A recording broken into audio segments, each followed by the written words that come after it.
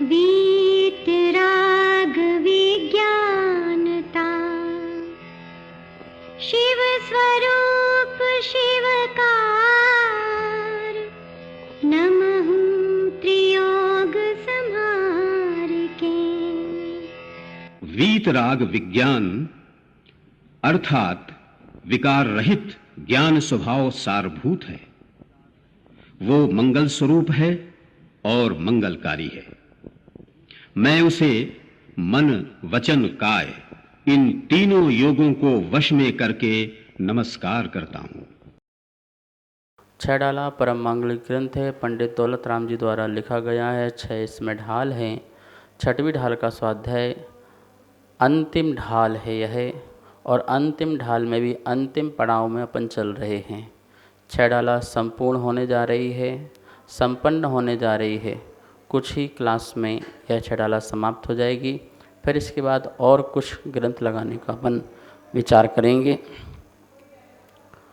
यहाँ पर स्वरूपाचरण चारित्र का वर्णन चल रहा था, जिसमें स्वरूपाचरण का फल बताया था अरहंत दशा। अरहंत दशा के बाद जीव कौन सी दशा में जाता है? सिद्ध दशा। सिद्ध अवस्था को प्रकट होते हैं।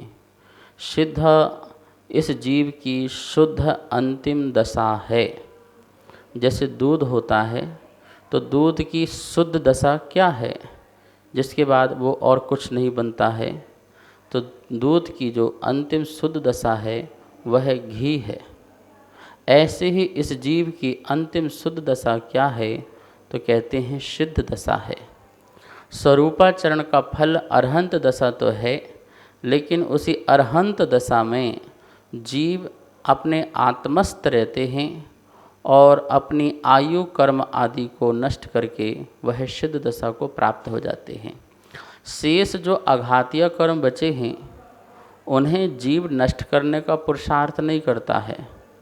अब तो पुरुषार्थ अपने ही स्वरूप में स्थिरता का है।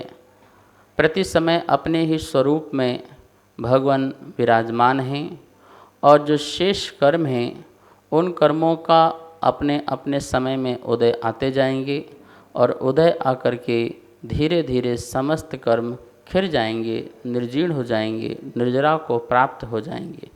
जब तक आयु कर्म रहेगा तब तक नियम से उतने समय तक ये सकल परमात्मा के रूप में रहेंगे, अरहंत परमात्मा के रूप में रहेंगे, शरीर से युक्त रहेंगे। और जैसे ही आयु कर्म का अभाव हुआ तो साथ साथ में ही नाम कर्म हैं, गोत्र कर्म हैं, वेदनी कर्म हैं, ये कर्म भी एक साथ जो हैं विदा हो जाएंगे, 6 को प्राप्त हो जाएंगे। अर्थात 4 जो अघातीय कर्म हैं उनको भी नष्ट कर लेंगे। तो घातीय कर्म नष्ट हो गए हैं, अब अघातीय कर्म। अब हमें सबको सिद्ध बनना है, सिद्ध का आनंद लेना है, जो हमारा लक्ष्य है। छंद नंबर 12वां है। आइए इसका उच्चारण सुनते हैं पहले उमागर की आवाज में। पुनि घात शेष अघात विधि छिन माहि अष्टम भूबसे, वसु कर्म विनशे सुगुण वसु सम्यक्त आदिक सबलसे, संसार खार अपार पारावार तर तीरहि गए, अविकार अकल अरूप शुद्ध चिद्रूप अविनाशी भये। बहुत सुंदर छंद है। और जैसा हम लोग निश्चय से जब बात करते हैं कि निश्चय से आत्मा हमारा अरूपी है, चिद्रूप है, अकल है, शरीर रहित है, अविकारी है, ऐसा हम निश्चय से जानते थे। लेकिन उस निश्चय का अनुभव अनंत काल तक इस जीव को प्राप्त हो, ऐसा अनुभव वो सिद्ध परमात्मा में होता है। और वही दशा कैसे प्रकट होती है इस छंद के माध्यम से बताया है। छंद के एक एक शब्दों का अर्थ देखें।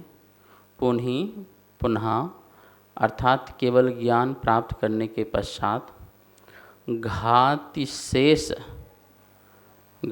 शेष अघाति विधि, घाती कर्म का तो नष्ट हो गया था, घाती नाश करके विधि कर्मों का शेष आघाती विधि और शेष जो आघातीय कर्म हैं उनका छिन्न माही कुछ ही समय में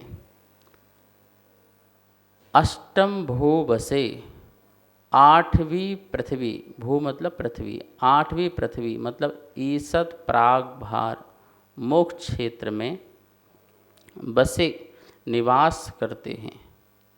वसु कर्म विनसे, 8 कर्मों का नाश होने पर सुगुण वसु, 8 सुगुण कौन से? सम्यक्त्व आदिक, सम्यक्त्व आदि सब लसे, इन समस्त गुणों से शोभायमान होते हैं। संसार खार अपार पारावार, संसार रूपी खारा और अपार जो अगाध है, ऐसा पारावार समुद्र को तरी पार करके तिरहिम किनारे पर गए, पहुँच गए। अविकार, जहाँ पर क्या प्राप्त किया? अविकार, विकार रहित, अकल, अकल शरीर रहित, अरूप, रूप रहित, शुचि, शुद्ध पवित्र, चिद्रूप, चिद्रूप दर्शन ज्ञान चेतना स्वरूप जो रूप है, चित्त का रूप है, वो चिद्रूप को अविनाशी भय, नित्य स्थायी भय होते हैं। ये है सिद्ध की दशा। समझ में आया आपको सिद्ध की दशा कैसी है? जो 4 घातीय कर्म नष्ट किए थे और केवल ज्ञान आदि प्राप्त किया था, उसके पुनः आघातीय कर्म को छिन्न माही में, क्षण मात्र में नष्ट होते हैं। 14वें गुण स्थान का समय कितना है? अ, इ, ओ, रि, लृ, ये 5 स्वर हैं ह्रस्व। इनको बोलने में जितना हमें समय लगता है, इतना समय जो है 14वें गुण स्थान का है, जहाँ पर इस जीव को 85 प्रगतियाँ नष्ट करनी हैं। आघातीय कर्म की 85 प्रगतियाँ हैं और वो यहाँ पर पूर्ण रूप से क्षय हो जाएंगे इतने समय मात्र में। 13वें गुण स्थान में कब तक रहे अरहंत दशा में? जब तक उनकी आयु थी तब तक वो रहते हैं।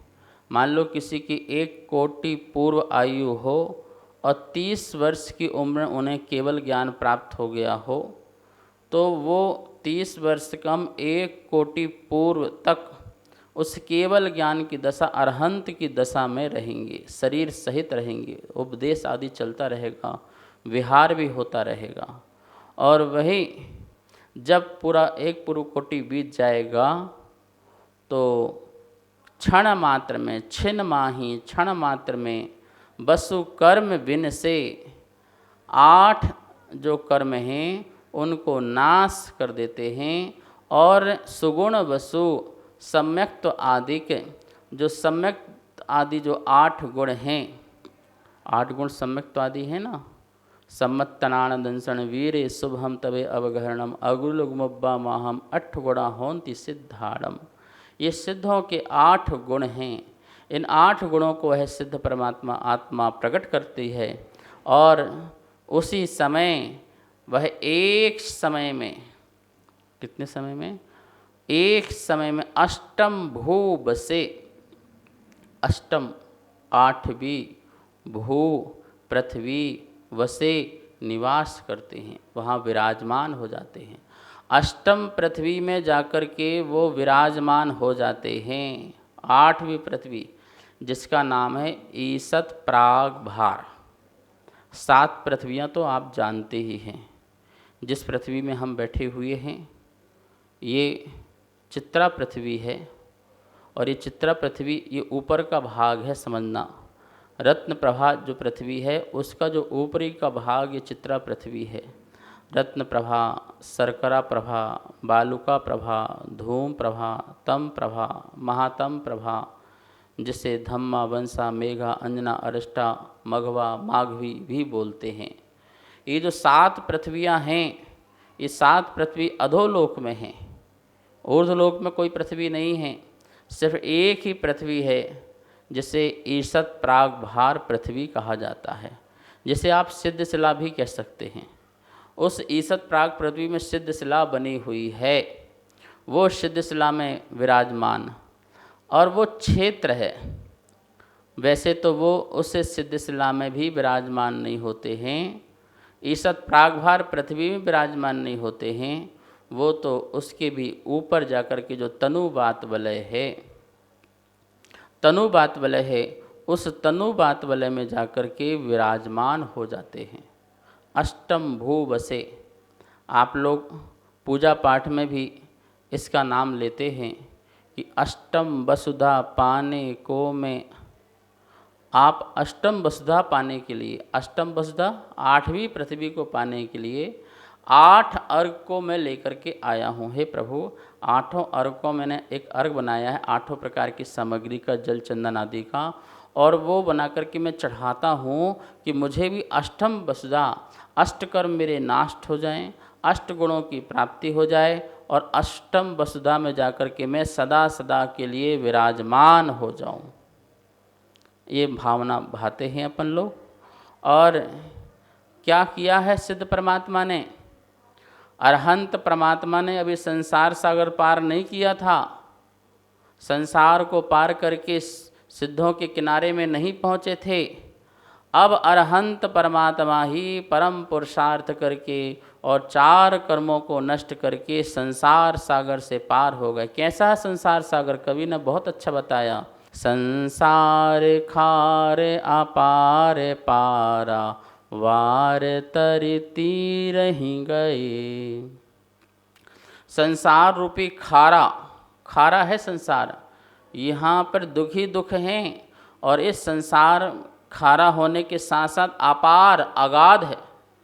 ये संसार सागर कैसा है? बहुत अगाध है, जिसका और छोर नहीं है, और जहाँ दुख ही दुख हैं उसको पारावार ऐसे समुद्र से तर गए, ऐसे समुद्र को पार कर लिए, ऐसे जटिल समुद्र को पार करके तीर ही क्या हो गए? तिर गए।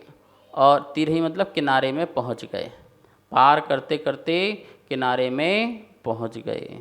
और वहाँ पर जा कर के क्या प्राप्त कर लिया? कौन सा खजाना प्राप्त कर लिया? ओहो, सिद्ध परमात्मा अविकार, अब विकार रहित हुए हैं, असली में विकार रहित अब हुए हैं।